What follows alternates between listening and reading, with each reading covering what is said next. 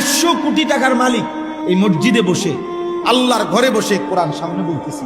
বেচারা বলতে হুজুর আমি 400 কোটি টাকার মালিক। 4 কোটি না বেটা, 400 কোটি টাকার মালিক। বাচ্চার মতো আমারে জড়ায় ধরে আলাদা কানছে।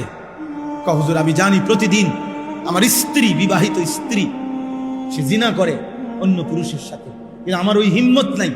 পরিবেশের পরিস্থিতিতে আমি এমন ভাবে বাঁধা, আমি যে বলবো তাকে বাধা দেব, আমার ওই সাহস। আমি এমন ফেসে আছি যে আমি একবার মুখ খুললে আমারে হয়তো গুম করে, মানে অর্থাৎ আমার পৃথিবীর থেকে কি করে ফেলবে, সরাইয়া ফেলবে।